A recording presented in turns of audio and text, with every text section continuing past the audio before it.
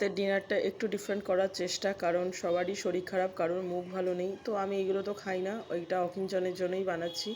চিকেনটাকে সুন্দর করে কেটে নিয়ে ধুয়ে নিয়েছি ছোট ছোট পিস করে, আর হলুদ, নুন, গোলমরিচ, সর্ষের তেল, দই, পেঁয়াজ, রসুন আর তন্দুরি মশলা দিয়ে সুন্দরভাবে ম্যারিনেট করে রেখে দিয়েছি বেশ 0.5 ঘন্টা 45 মিনিটের জন্য। আর এদিকে পাতলা পাতলা রুটি বেলে নিয়েছি, একটাই রুটি বানিয়েছি, এটা শুধু অকিঞ্চনের জন্যই। আর ওই তাওয়াতে একটুখানি বাটার দিয়ে ভালো করে তন্দুরি মশলা মাখানো চিকেনটাকে সুন্দর করে সেঁকে নিচ্ছি। আর এইদিকে দেখো পেঁয়াজ, ধনেপাতা, কাঁচা লঙ্কা, ক্যাপসিকাম কুচিয়ে নিয়েছি। আর এইদিকে হয়েও গেছে আমার চিকেনটা, ওগুলো কাজগুলো করতে করতে।